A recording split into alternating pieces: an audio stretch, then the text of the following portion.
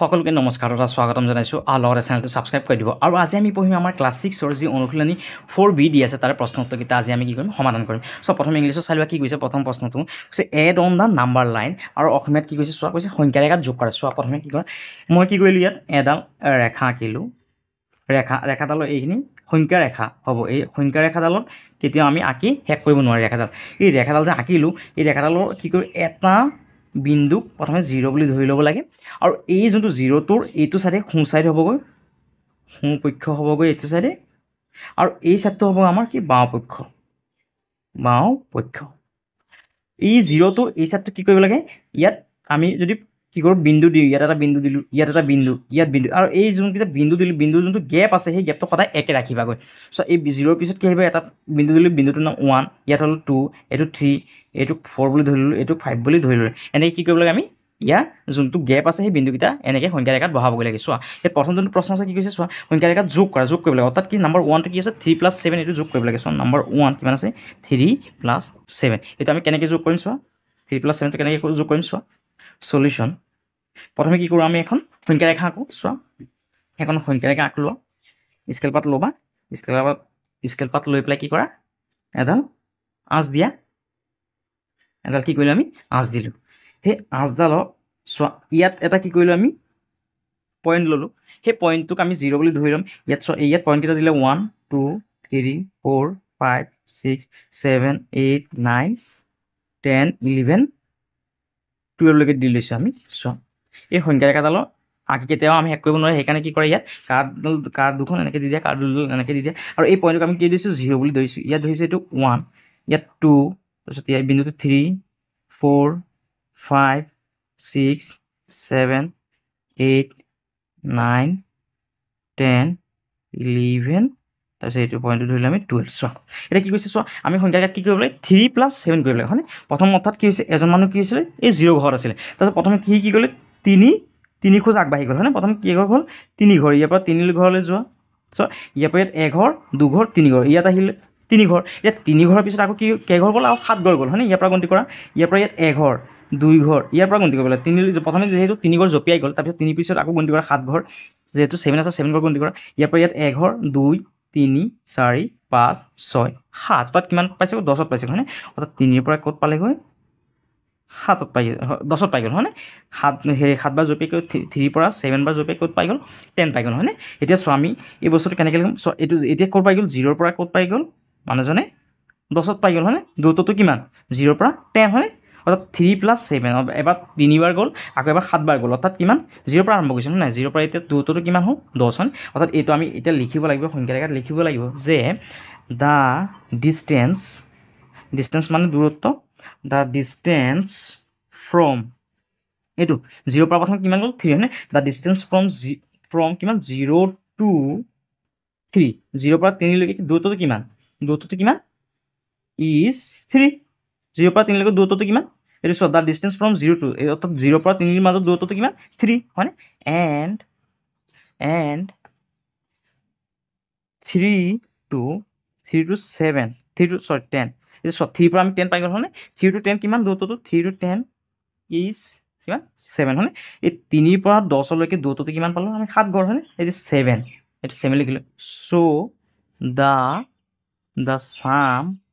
চাম মানে যোগ চাম অফ 3 and 7 3 আৰু এতিয়া কৈছে চ' দ্য চাম অৰ্থাৎ যোগফলটো 3 আৰু 7ৰ যোগফলটো কিমান হ'ব 3 চাম of 3 and 7 is the distance between 0 to 10 অৰ্থাৎ ইয়াত 3 আৰু 7ৰ যোনটো কি যোগফল 3 ইয়াৰ পৰা ইয়াত 3 আৰু 7ৰ যোনটো যোগফল সেইটো কিমান হ'ল 0ৰ পৰা 10লৈকে হয়নে অৰ্থাৎ লিখিলোঁ is the distance between 0 to 10 that is তাৰমানে কিমান হ'বগৈ ডেট ইজ 3 + 7 সমান কিমান হ'ল 10 3 আৰু 7ৰ যোগ কৰি কিমান পালে 10 পাই গ'লোঁ হয়নে এতিয়া চোৱা নাম্বাৰ 2টো চোৱা নাম্বাৰ 2টো কৰিলে আকৌ ধুনীয়াকৈ আকৌ বুজি পাবা চ' নাম্বাৰ 2 কি আছে 4 + 8 হয়নে অৰ্থাৎ 4 + 8 হয়নে এইটো চোৱা এতিয়া কি কৰোঁ চোৱা সলিউশ্যন প্ৰথমে কি কৰা এডাল সংখ্যা ৰেখা আঁকি লোৱা প্ৰথমে কি কৰা এডাল সংখ্যা ৰেখা আঁকা যেহেতু আমাক কি কৈছে পূৰ্ণ সংখ্যা, যেহেতু পাঠটোৰ নাম চোৱা, পাঠটোৰ নাম কি আছে পূৰ্ণ সংখ্যা। পূৰ্ণ সংখ্যা কোনকেইটা পূৰ্ণ সংখ্যা বুলি কওঁ আমি, যেতিয়া 0ৰ পৰা আমি গণতি কৰিম 0 1 2 3 4, অৰ্থাৎ ইয়াৰ পিছফালে যিমানখিনি সংখ্যা আছে 5 6 7 এনেকৈ কৰি যিমান গোটেইকেইটা সংখ্যা আছে সেইকেইটা কি বুলি কোৱা হ'ব, পূৰ্ণ সংখ্যা বুলি কোৱা হ'ব। অৰ্থাৎ 0ৰ পৰা যদি গণতি কৰোঁ আমি কি হ'ব, এইটো পূৰ্ণ সংখ্যা বুলি কোৱা হয় হয়নে। অৰ্থাৎ মাইনাছ পূৰ্ণ সংখ্যাত কেতিয়াও মাইনাছ নাহে, কিন্তু কেতিয়াও মাইনাছ নাহে হয়নে। তাৰমানে ইয়াত চোৱা, এতিয়া ইয়াত কি কৰা, এডাল কি কৰা সংখ্যা ৰেখা আঁকি লোৱা, এটা আঁকিলোঁ, আঁকি পেলাই কি কৰিলোঁ, ইয়াত পইণ্টকেইটা দিলোঁ, ইয়াত এটা পইণ্ট ধৰিলোঁ আমি 0। চ' 1 2 3 4 5 6 7 8, তাৰপিছত 9 10 11 12, তাৰপিছত 13লৈকে ধৰি লৈছোঁ আমি। তাৰপিছত 5ডাল এনেকৈ কাৰডাল দি দিয়া, এইটো চোৱা 0 ধৰি লিখা 1, তাৰপিছত 2 3 4 বিন্দুকেইটা নামখিনি দি দিয়া 4 5 6 7 8 9 10 11 12, ইয়াত লিখিলোঁ আমি 13লৈকে হয়নে। এতিয়া চোৱা আমাক কি লাগে 4, প্ৰথমে 0ৰ পৰা আৰম্ভ কৰি কিমানলৈকে গ'ল, প্ৰথমত 4লৈকে গ'ল হয়নে। অৰ্থাৎ 0ৰ পৰা 4লৈকে যোৱা, 0ৰ পৰা 4লৈকে গ'ল। এতিয়া 4ৰ পৰা আকৌ কিমান জপি আছে চোৱা 8 হয়নে। ইয়াৰ পৰা 8লৈকে গন্তি কৰা চোৱা, ইয়াৰ পৰা 1 2 3 4 5 6 7 8, অৰ্থাৎ 12লৈকে পালা হয়নে। কিমান পালেগৈ, 12 পালেগৈ হয়নে। এতিয়া এই বস্তুটো লিখি দিলে হৈ গ'ল যে the distance from 0 to 4, 0 to 4 is কিমান, চ' 0ৰ পৰা 4লৈকে দূৰত্বটো কিমান 4 হয়নে। 0 to 4 ইজ 4, এণ্ড এতিয়া চ' এতিয়া 4 পৰা 12লৈকে হয়নে, এণ্ড 4 to 12 ইজ কিমান, 4 পৰা 12লৈকে যোনটো দূৰত্ব আছে, 4 পৰা 12লৈকে যোনটো দূৰত্ব সেইটো কিমান হয় 8 হয়নে, ইজ 8। তো এতিয়া লিখি দিয়া চ' দ্য চাম of 4 and 8 is the distance between 0 to কিমান 12 হয়নে। এতিয়া চোৱা, এতিয়া দূৰত্ব যোনটো হ'ব, এতিয়া 0ৰ পৰা কিমান হ'বগৈ 12লৈকে হয়নে। এতিয়া চোৱা কি হৈছে, চ' দ্য চাম, অৰ্থাৎ যোগফল 4 আৰু যোনটো 8ৰ, চ' দ্য চাম অফ 4 and 8, 4 আৰু 8ৰ যোনটো যোগফল সেইটো কিমান হ'ব, এতিয়া চোৱা 0ৰ পৰা 12লৈকে হ'ব হয়নে। 0ৰ পৰা কিমান পালোগৈ এতিয়া 12 হয়নে। এটা ইয়াৰ পৰা ইয়াত প্ৰথমে 4 গড় জপিয়াইছিলে, আকৌ চোৱা 4 পৰা কিমানলৈকে 8 গড় জপিয়াই কিমান পালেগৈ 12, অৰ্থাৎ এতিয়া দূৰত্বটো কিমান হ'ল, প্ৰথমে মানুহজন 0ৰ পৰা আছিল হয়নে, এতিয়া 0ৰ পৰা কিমান হৈ গ'ল 12লৈকে, তাৰমানে দূৰত্ব যোনটো সেইটো কিমান হ'ব, the distance between 0 to 12 that is কিমান, এতিয়া যোগ কৰা 4 + 8 = কিমান 12, এইটো হ'ল আমাৰ আনচাৰটো। ইয়াৰ পিছত নাম্বাৰ 3টো চোৱা, নাম্বাৰ 3টো কিমান আছে 4 + 3, 4 + 3, এতিয়া সলিউশ্যনটো চোৱা, সলিউশ্যনটো চোৱা, এতিয়া কৰা সংখ্যা ৰেখাডাল আঁকি লোৱা, সংখ্যা ৰেখাডাল প্ৰথমে আঁকি লোৱা নেকি, সংখ্যা ৰেখাডাল আমি কি কৰিলোঁ আঁকি ল'লোঁ, এটা পইণ্ট লোৱা, ইয়াত 0 লোৱা, 1 2 3 4 5 6 7 8 9 10, 10লৈকে ল'লোঁ আমি। সংখ্যা ৰেখাডাল এনেকৈ দি লোৱা, ইয়াত 0 1 2 3 4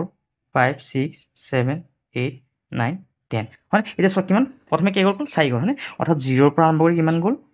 4, তাৰপিছত 4 পিছত আকৌ 3 গ'ল, অৰ্থাৎ ইয়াৰ পৰা 3 গণতি কৰা 1 2 3 7 হয়নে। ইয়াত এতিয়া চোৱা এই বস্তুটো লিখি দিব লাগে যে দ্য ডিষ্টেঞ্চ, অৰ্থাৎ দূৰত্বটো, দ্য ডিষ্টেঞ্চ ফ্ৰম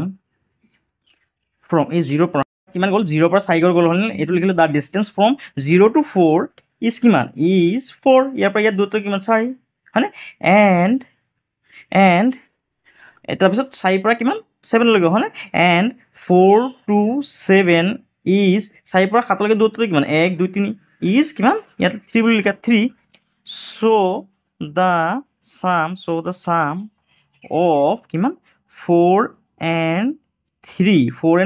তাৰপিছত 4 and 3 ইজ কিমান, অৰ্থাৎ এতিয়া 0ৰ পৰা চোৱা, 0ৰ পৰা কিমানলৈকে গ'লে 0ৰ পৰা 7লৈকে হয়নে, এতিয়া লিখা দ্য চাম অফ 4 and 3 ইজ কিমান 7 হয়নে। ডেট মিনছ কিমান, অৰ্থাৎ ইয়াত কৈ দিয়ে এতিয়া 4 + 3 = কিমান 7, এইকেইটা হ'ল আমাৰ আনচাৰ। ইয়াৰ পিছত চোৱা, ইয়াৰ পিছত নাম্বাৰ 2টো চোৱা, 2টো কি কৈছে চোৱা, কৈছে সংখ্যা ৰেখাত বিয়োগফল উলিওৱা, অৰ্থাৎ আমি কি কৰিলে এতিয়া বিয়োগ কৰিব লাগে চোৱা, ইয়াত কি কৈছে ছাবষ্ট্ৰেক্ট অন দ্য নাম্বাৰ লাইন, অৰ্থাৎ বিয়োগ কৰিব লাগে চোৱা, এতিয়া আমি কেনেকৈ কৰিম চোৱা, আগতে আমি যোগ কৰিছিলোঁ, এতিয়া আমি কি কৰিম বিয়োগ কৰিম চোৱা। নাম্বাৰ 2 1 নম্বৰ প্ৰশ্নটো লিখি ল'লোঁ 5 - 2, এতিয়া চোৱা সলিউশ্যনটো কেনেকৈ কৰিম চোৱা, প্ৰথমে কি কৰোঁ আমি, প্ৰথমে আমি সংখ্যা ৰেখাডাল আঁকি লওঁ, প্ৰথমে ৰেখাডাল কি কৰিলোঁ আঁকি ল'লোঁ, ৰেখাডাল আঁকি পেলাই ইয়াত এটা পইণ্ট ধৰিলোঁ 0, ইয়াত 1 2 3 4 5 6 7 8লৈকে ধৰি ল'লোঁ আমি। চোৱা প্ৰথমে ইয়াত 0 1 2 3 4 5 6 7 8 আৰু সংখ্যা ৰেখাডাল আমি কি কৰিব নোৱাৰি আঁকি শেষ কৰিব নোৱাৰি, সেইকাৰণে কাৰ্ডাল দি দিলোঁ। এতিয়া চোৱা কি কৈছে, এতিয়া কি কৰিলোঁ প্ৰথমে চোৱা কিমান 5 ঘৰ গ'ল হয়নে, 5 ঘৰ প্ৰথমে কিমান যাব 5 ঘৰ, প্ৰথমে 5লৈকে যোৱা 0ৰ পৰা আৰম্ভ কৰি কেই ঘৰ গ'ল 5 ঘৰলৈকে গ'ল হয়নে। এতিয়া 5ৰ পৰা আকৌ কি হ'ল 2 ঘৰ উভতি আহিল, 2 ঘৰ আকৌ উভতি আহিল, অৰ্থাৎ এঘৰ 2 ঘৰ, অৰ্থাৎ কি হ'বগৈ ইয়ালৈ ঘূৰি আহিল আকৌ হয়নে। এতিয়া চোৱা কেনেকৈ লিখিম আমি এইটো চোৱা, লিখা যে ইফ, যদি আমি কি কৰোঁ ইফ উই সাবট্ৰেক্ট অৰ্থাৎ যদি আমি বিয়োগ কৰোঁ কিমান, ইফ উই সাবট্ৰেক্ট কিমান 2, কিমান বিয়োগ কৰিম 2, ইফ উই সাবট্ৰেক্ট 2 ফ্ৰম 5, যদি আমি কি কৰোঁ 5ৰ পৰা যদি 2টো যদি বিয়োগ কৰোঁ on the number line we get the distance, আমি কিমান পাওঁ উই গেট দ্য ডিষ্টেঞ্চ ফ্ৰম কিমান পালোঁ 0 to কিমান পালোঁ 0 to 3 পালোঁ হয়নে, 0 to 3, যদি আমি কি কৰোঁ প্ৰথম 5 ঘৰ, 5ৰ পৰা যদি আমি যদি কি কৰোঁ 2 ঘৰ, এঘৰ 2 ঘৰ যদি বিয়োগ কৰি কিমান ঘৰ পালোঁ, অৰ্থাৎ কেইঘৰ পাম 3 ঘৰ পাম হয়নে, অৰ্থাৎ 0ৰ পৰা কিমান পাম 3 পাম হয়নে, ফ্ৰম 0 to 3, তাৰপিছত হুইচ ইজ 3 ইউনিট, নহ'লে এই লাইনটো লিখাৰ দৰকাৰ নাই, নহ'লে লিখি যা ডেট ইজ সমান কিমান 5 - 2 ইজিকেল টু কিমান 3 হয়নে। তো প্ৰথমে আমি কেনেকৈ লিখিলোঁ চোৱা, ইফ উই সাবট্ৰেক্ট, আমি কি কৰিলোঁ এই সংখ্যা যোনটো ৰেখা আছে তাৰ পৰা কি কৰিলোঁ প্ৰথমে 5 ঘৰ গৈছিলে, 5 ঘৰৰ পৰা আকৌ কি হৈ গ'ল 2 ঘৰ উভতি আহিল হয়নে, আৰু 5ৰ পৰা কি হ'ল 2টো বিয়োগ হৈ গ'ল হয়নে। আমি লিখি দিলোঁ ইফ উই সাবট্ৰেক্ট 2 ফ্ৰম, যদি আমি কি কৰিলোঁ 5ৰ পৰা যদি কি কৰিলোঁ 2টো বিয়োগ কৰিলোঁ তেতিয়াহ'লে আমি কি পালোঁ 2টোতে কি পালোঁ 0ৰ পৰা 3 পালোঁ হয়নে। এতিয়া লিখি দিলোঁ এইটো 5 - 2 ইজিকেল টু কিমান 3, অৰ্থাৎ তোমালোকে যদি এই যদি লাইনকেইটা যদি লিখিবলৈ অসুবিধা হয় তোমালোকে এইটো লিখি দিবা 5 - 2 ইকুৱেল টু 3, এইটো লিখি দিলেও হৈ যাব তোমালোকৰ এনচাৰটো। তাৰপিছত নাম্বাৰ 2টো চোৱা, নাম্বাৰ 2 কি আছে 8 - 7, নাম্বাৰ 2ত কিমান আছে 8 - 7। এতিয়া চোৱা সলিউশ্যন কি কৰা, সংখ্যা ৰেখাডাল আঁকি লোৱা,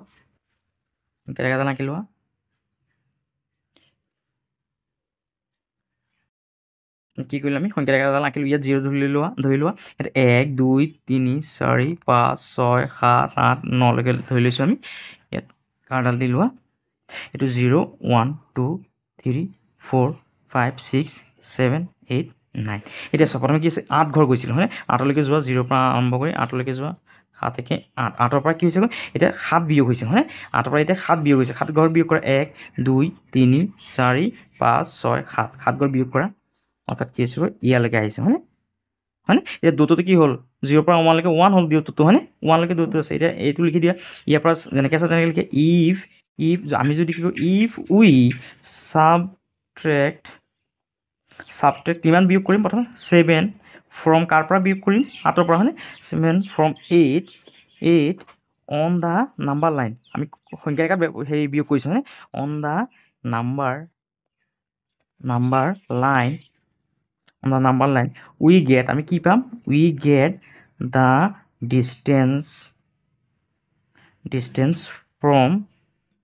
0 to 1। চোৱা ইয়াৰ পৰা প্ৰথমে 8 গৈছে, 8ৰ পৰা 7 যদি বিয়োগ কৰি কি পালোঁ, এতিয়া 0ৰ পৰা 1 পালোঁ হয়নে, এইটো ডিষ্টেঞ্চটো এইটো পালোঁ, দূৰত্বটো 0ৰ পৰা 1, ফ্ৰম 0 to 1, তাৰপিছত ডেট মিনছ লিখি দিয়া, এতিয়া কিমান 8 - 7, 8ৰ পৰা 7 বুলি কিমান 1, এইটো হ'ল আমাৰ এনচাৰ। আৰু তোমালোকে যদি এইখিনি যদি লিখিবলৈ যদি টান পোৱা ডাইৰেক্ট তোমালোকে এই সংখ্যা ৰেখাডাল আঁকি পেলাই এইটো ডেট ইজ 8 - 7 ইজিকেল টু 1 এনেকৈ লিখি দিলেও হ'ব, কিন্তু এইটো লিখিলে তোমালোকে মাৰ্কটো মানে ধুনীয়াকৈ দিবগৈ ছাৰে, ভাল পাব মানে ছাৰে। তাৰপিছত চোৱা নাম্বাৰ 3টো চোৱা, তাৰপিছত চোৱা কিমান আছে চোৱা 6 - 6 হয়নে। এতিয়া চোৱা সলিউশ্যন চোৱা, প্ৰথমে কি কৰা আমি সংখ্যা ৰেখাডাল আঁকি লোৱা,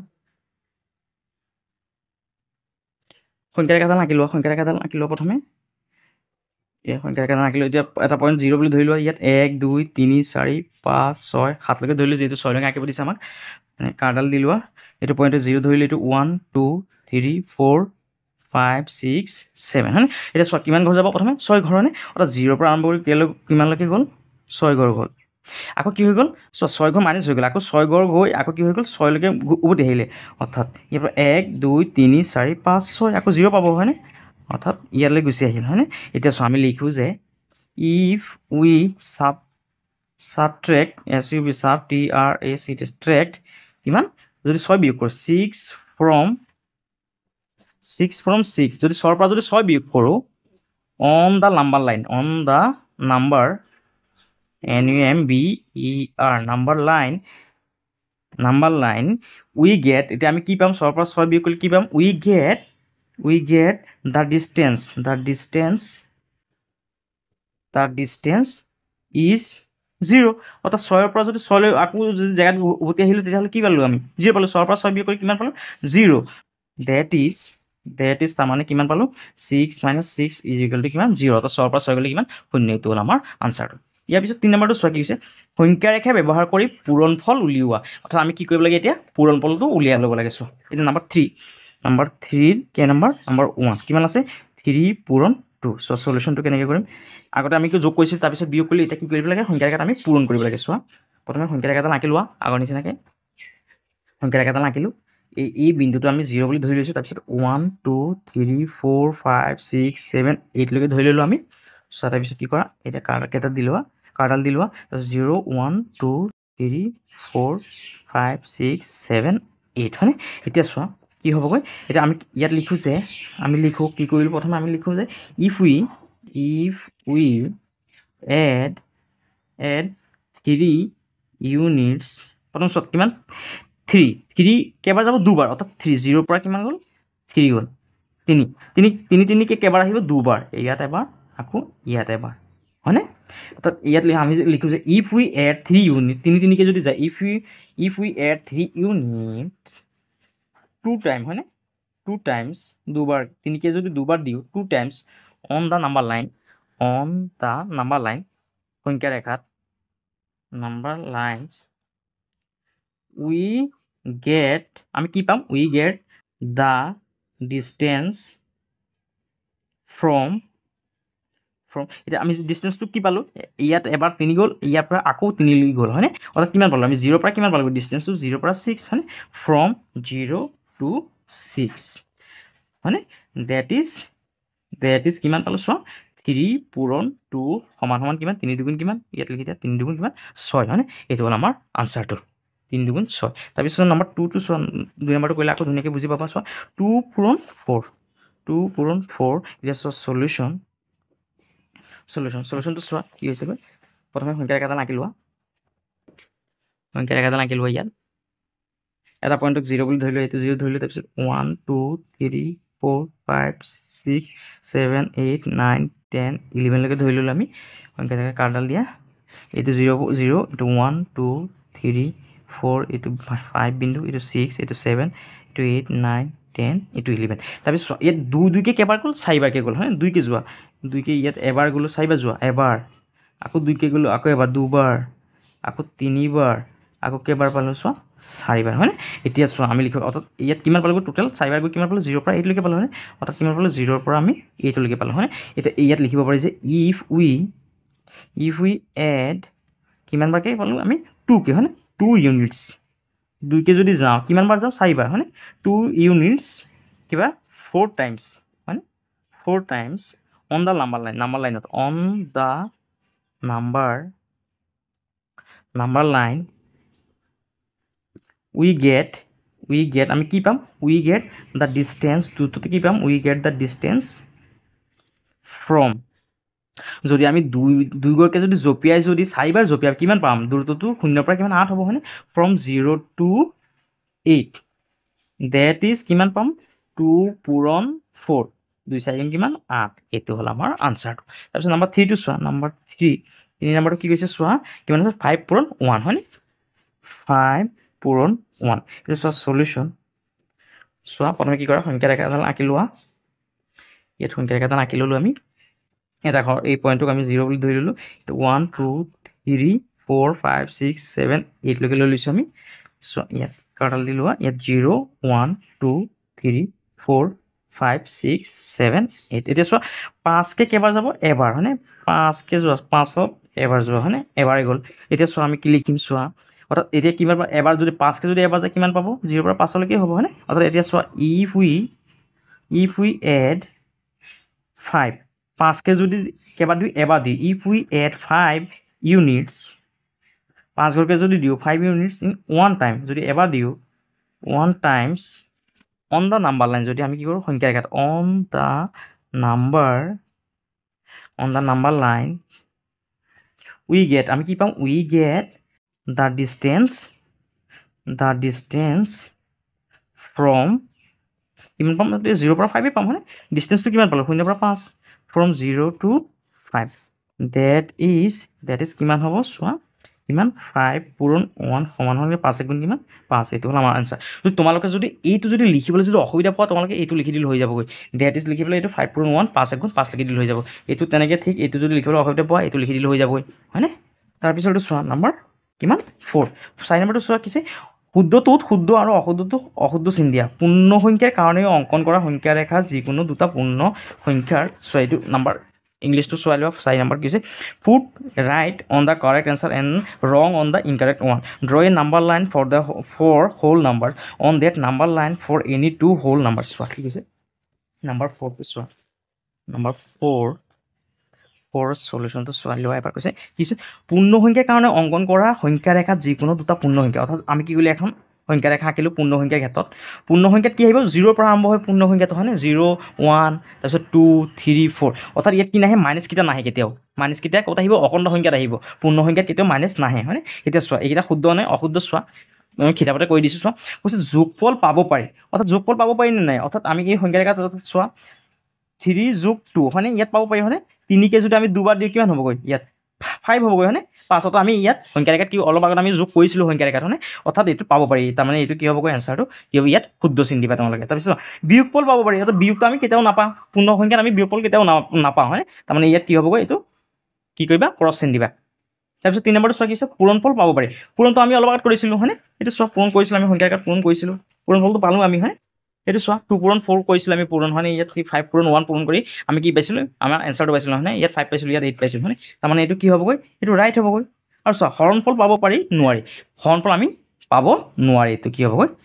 আমাৰ কাটা হ'বগৈ অৰ্থাৎ কি পাব আমি যোগফল পাম আমি পূৰণফল পাম হয়নে কিন্তু বিয়োগ আৰু হৰণটো আমি নাপাওঁ সংখ্যা ৰেখাত তাৰপিছত চোৱা নম্বৰ 5টো চোৱা কি কৈছে নম্বৰ 5 কৈছে 1তকৈ সৰু কিমানটা পূৰ্ণ সংখ্যা আছে অৰ্থাৎ চোৱা নম্বৰ 5 সলিউশ্যন ইয়াত ইংলিছটো চাই লোৱা কি হৈছে how many whole numbers are less than 100 অৰ্থাৎ 1তকৈ সৰু কিমানটা পূৰ্ণ সংখ্যা আছে চোৱা ইয়াত লিখিব পাৰি যে কি লিখিছে how many whole numbers R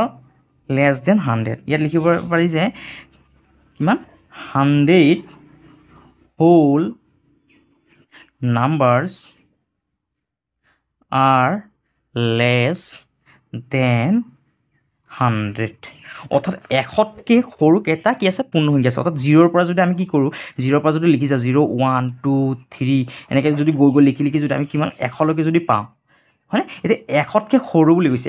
1তকৈ সৰু অৰ্থাৎ 100টো নহ'বগৈ তাৰমানে কিমানটা হ'বগৈ পূৰ্ণ সংখ্যা কিমানটা আছে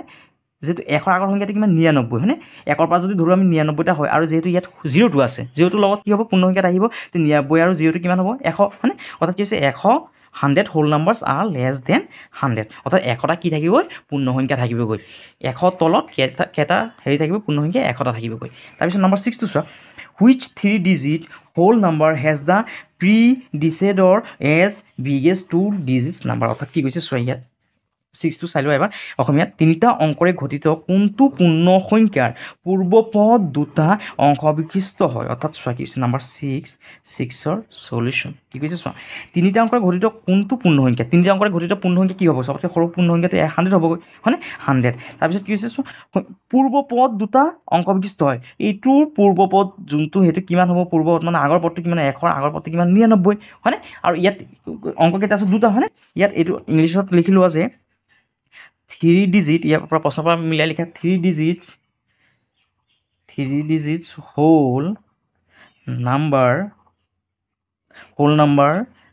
নাম্বাৰ ইজ কিমান 3 ডিজিটৰ যোনটো হোল নাম্বাৰ পূৰ্ণ সংখ্যা সেইটো কিমান হ'ব 100 হয়নে চবতকৈ সৰু যোনটো তিনি অংক চবতকৈ সৰু পূৰ্ণ সংখ্যাটো কিমান হ'ব 100 হে আৰু তাৰপিছত নম্বৰ 100 the number is 100 and the কি হৈছে পূৰ্বপদটো লাগে মানে predecessor as biggest biggest two digits number is 99 এইটো হ'ল আমাৰ আনসাৰ অৰ্থাৎ কি কৈছে চোৱা কৈছে তিনিটা অংকৰ যোনটো পূৰ্ণ সংখ্যা আছে তিনিটা অংকৰ যোনটো পূৰ্ণ সংখ্যা তাৰ যোনটো আগৰ যোনটো পূৰ্বপদ সেইটো দুটা অংক অৰ্থাৎ দুটা অংকৰ কিমান হ'ব একৰ আগৰ পূৰ্বপদটো কিমান 99 মানে এইটো এনসাৰটো কিমান হ'ল আমাৰ 99 হয়নে তাৰপিছত 7 নম্বৰটো চোৱা কি হৈছে in each of the following pairs of whole number state which whole number is on the right of the other number on the number line also' write them with the appropriate sign অৰ্থাৎ এই দুখন চিন বহাব লাগে between them এইখিনিৰ মাজত চোৱা কি কৈছে আকৌ এবাৰ চাই লওঁ অসমীয়াত তলৰ প্ৰতিযোৰ পূৰ্ণ সংখ্যা ৰেখাত কোনটো কাৰ সোঁফালে বহিব লিখা আৰু সংখ্যা দুটাৰ মাজত উপযুক্ত চিন বহুৱাই তুলনা কৰা অৰ্থাৎ এইখিনি কৰিব লাগে চোৱা নাম্বাৰ 7টো কেনেকৈ কৰিম চোৱা নাম্বাৰ 7ৰ এ নাম্বাৰটো কিমান লিখি আছে 100 আৰু কিমান 99 সলিউশন চোৱা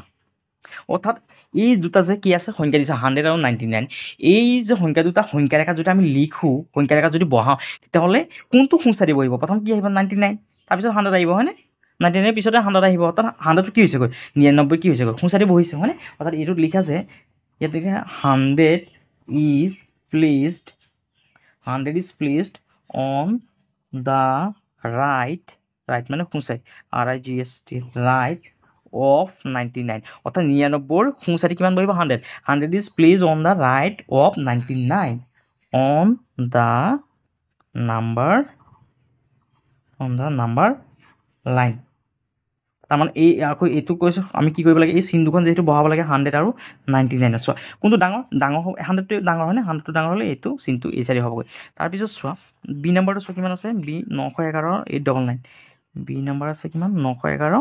911 আৰু কিমান আছে 899 চ' ইয়াত ডাঙৰ কোনটো ডাঙৰ হ'ল এইটো হয়নে অৰ্থাৎ এইটো কি হ'বগৈ সোঁচাইদি বহিবগৈ সলিউশ্যন ইয়াত লিখা আছে 911 is placed on the right of কিমান এইটোৰ সোঁচাইদি এইটো বহিব নহয় অৰ্থাৎ 899 সোঁচাইদি কিমান বহিব 911 899 on the number line এতিয়া এইটো লিখিলোঁ 911 আৰু কিমান 899 হয়নে এতিয়া চোৱা ডাঙৰ কোনটো ডাঙৰ এইটো 900টো ডাঙৰ হয়নে 899তকৈ 900টো যেহেতু ডাঙৰ তাৰমানে চিনখন এই চাইডে বহিবগৈ তাৰপিছত নাম্বাৰ চিটোত কিমান আছে চোৱা 0 and 1 0,1 এতিয়া চোৱা সলিউশ্যন 0 আৰু 1 হয়নে 1টো কি হ'বগৈ 1টো সোঁচাইদি বহিব 0 সোঁচাইদি 1 বহিব হয়নে অৰ্থাৎ লিখা আছে 1 is placed মানে বহা 1 placed on the right of কিমান 0 সোঁচাইদি 1 বহিব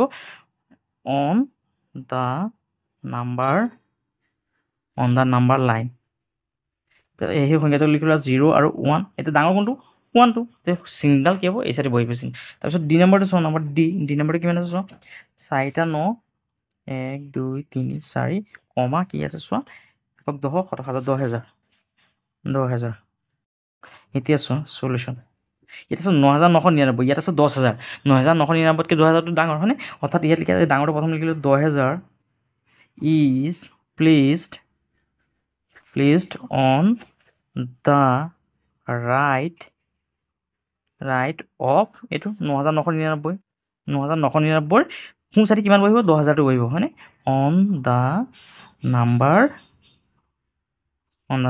line এইটো সংখ্যাটো লিখিলোঁ 9999 আৰু ইয়াত লিখা 10,000 1 2 3 অৰ্থাৎ 9,900তকৈ যিহেতু 10,000টো ডাঙৰ সেইকাৰণে কি কৰা চিনডাল এই চাইডে দিয়া তাৰপিছত ই নাম্বাৰটো কিমান লিখি আছে চোৱা 2,111 কমা কিমান আছে চোৱা 1,222 হয়নে 1,222 চোৱা ইয়াত আছে 2 ইয়াত আছে 1 প্ৰথম ঘৰটো চোৱা প্ৰথম ঘৰটো ইয়াত 1 ইয়াত 2 তাৰমানে এইটো ডাঙৰ হয়নে 2,000টো ডাঙৰ ইয়াত 1,200 ইয়াত 2,000 আছে তাৰমানে এইটো ডাঙৰ হয়নে এতিয়া চোৱা সলিউশ্যনটো কেনেকৈ কৰিম চোৱা সলিউশ্যন ডাঙৰটো প্ৰথম লিখিলোঁ 2,111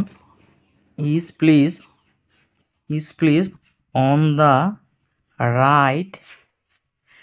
of কিমান 1,222 on the number line